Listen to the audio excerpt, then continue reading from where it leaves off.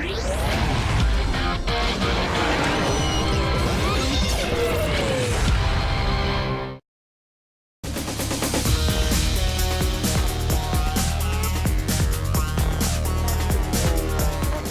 to a new Scuderia Ferrari racing news. A series of 4 Grand Prix in 5 weeks will be determinant for the future of the Scuderia in 2011 season. We start from Valencia, a street circuit, asking Nicolas Tombazis, chief designer.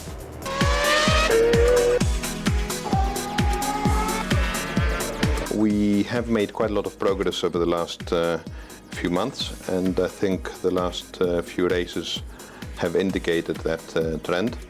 We hope that trend will continue in the next few races, and clearly that will be decisive on whether we believe we can still fight for this championship, despite being quite far behind on the points, or whether we will not be able to make it. So the next few races will be quite decisive in that aspect, and we need to see how they go. We were able finally in Monaco and Canada to compete for the win, even though in the end the final result didn't quite arrive. I think that was due to 2 factors. One is the characteristics of the circuit, but the other one is also the development to which I was referring before. I think both contributed to our performance in the last few races, the last couple of races. I believe it will be possible to continue that trend in Valencia because the circuit does have quite a few similarities, in particular with Canada. It's got some long straights, some hard braking areas, and some medium speed corners, and we feel that should suit our car reasonably well. It was a positive test. For us, the tyres, and I think probably for most people in Formula One, are still fairly new. We are still learning about their best characteristics, and that suspension package was an attempt to better suit our car to the Pirelli tyres. So as I said, the test went quite well. The Friday of Canada was just an experimental trial run to verify whether our simulations have been correct or not. We now plan to introduce that more extensively in the next few races. I think that it is true. This sort of circuit has been one where we've been weak before. In particular, for example, in Barcelona, we were very uncompetitive. So we believe that quite a few of the changes we're making, and we have quite an extensive package for Silverstone, should improve the car considerably in some conditions and therefore enable us to be more competitive. I hope it will be to the point where we can fight for the win, but that's something we'll have to wait and see. I think everyone is very motivated at the moment. People are working very hard and with very high determination. I think there's a lot of very disappointed fans around the world who are not happy to see us not leading the championship, not winning races at the moment.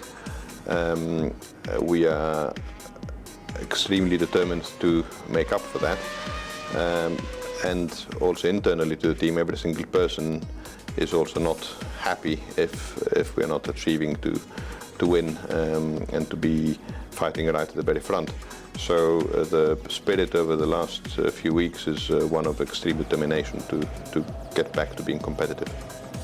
Yes, obviously, it's true that in Formula One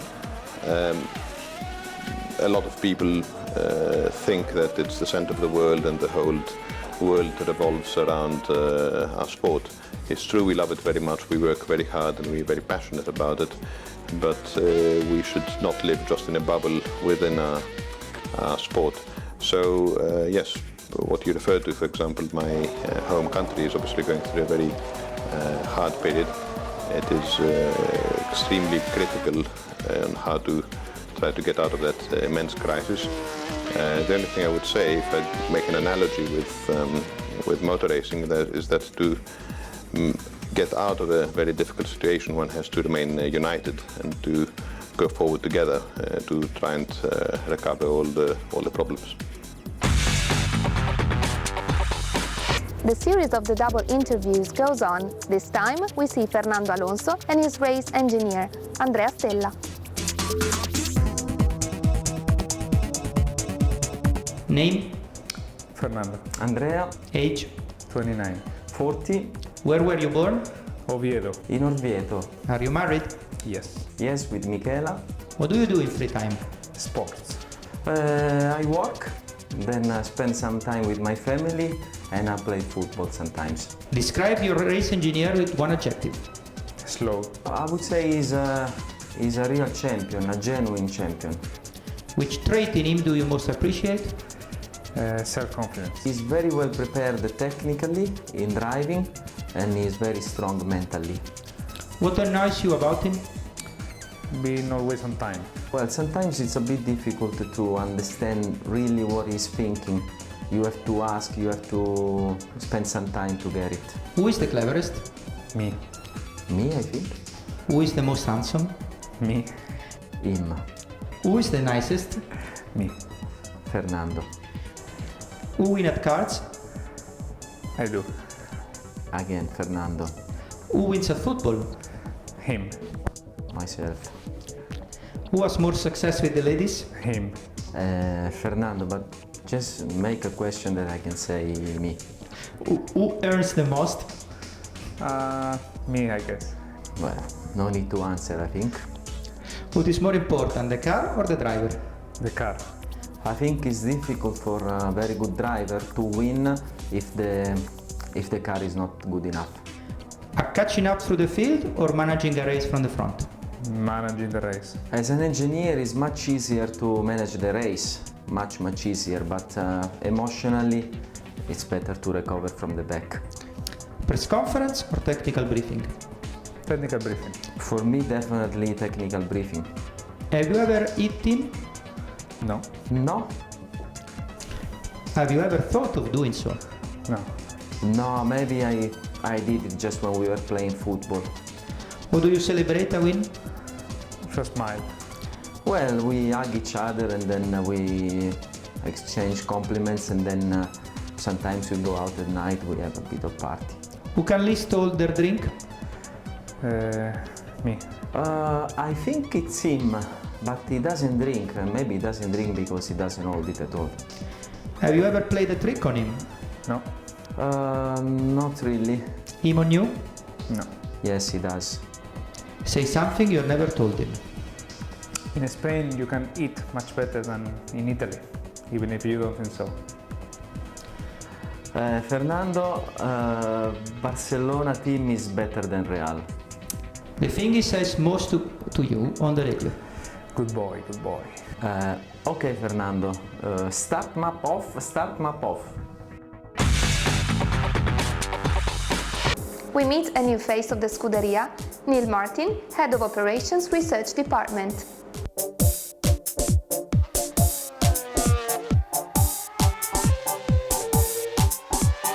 Operations research actually is the science of doing things better. Whatever we have now, we're trying to improve and optimize. So what we try to do is model things mathematically, and once we've modeled them mathematically, we try to then implement that into our structures to optimize whatever we're doing. This could be applied to race strategy, or equally it could be applied to company processes, manufacturing, and other activities of the business. Race strategy for each season begins with when the technical regulations and sporting regulations are released, because that defines the physical parameters of the car. This year, obviously, we had the switch to Pirelli tyres and also DRS, and that then forms base parameters which shape the overall race. So everyone knows, for example, how long the pit lane length is and things of that nature. But when you're not yet designed your car, you then go into simulation to work out what is likely to be the shape of the race based on the new car designs. Once you have the overall shape of the race, you can then turn up to a track having run lots of different simulations and understood your competitors, because some teams are harder on tyres, some teams are lighter on tyres, some drivers within teams are harder on tyres or lighter on tyres, and that limits what they're able to do. So you feed all of this into various numerical techniques, and that then gives you the shape of the race. So about a week before the race, what happens is you look at whether it's going to be likely to be a 2 or a 3 stop, which is the initial thing that falls out of the systems. And then, given your competitiveness and your team's competitiveness, you can then look to see how much risk you wish to take going into any event. So teams that are closer to the top tend to take less risks, and teams that are further back benefit from more unlikely events as they take more risk geared into their strategies. Free Practice 1 and Free Practice 2, we collect an awful lot of data on both ourselves and our competitors, and we see where they are strong and we are strong, and having got that information, we're then able to refine what we thought going into the race. So when you're running lots and lots of simulations, you then say, actually this section of the simulation is going to be valid, so you go into a lot more detail in that area of the race. This year is quite interesting because it's a lot more dynamic, there's a lot more going on. So the risk profile that you adopt not only changes from Friday, it changes all the way through the race. Those parameters are fed into the system, and as you said, there are some parameters you can plan for and some that you cannot. So what we do is we choose strategies which increase the likelihood of benefiting our cars. It doesn't necessarily benefit our cars because, as we saw in the last 2 races, we had 2 red flags. So we put ourselves in a position to benefit from events that are happening at the time in the race. That's increasing this season compared to last season, because this year in particular the tyres, they don't degrade gracefully. When they hit the cliff, as everyone calls it, they go off by a number of seconds. So as a direct result of that, the feedback that's constantly coming from the driver is taken into consideration, not only what is attainable but what he can attain. It's like any other variable really. You take all of the inputs that come in at the given time, and with that information you then have a look and make what you believe to be the best call at the given time. Interestingly, what you do after the race is you do a 360 or 180 examination. You look back at what you did and you said, given all the inputs we had at the time, did we make the right call or should we have made a different call? If we'd have made a different call, then we learn, and if we'd have made the same call, then it was a parameter that just had us over and had our race over. The remote garage is made up of a number of sections of the company who have access to all of the data and indeed more information than is available at trackside. And we have aerodynamicists in there, vehicle dynamicists, we have engine people in there, we have competitor analysis people and also race strategy people. And there's a constant feed between the remote garage and the pit wall back and forth.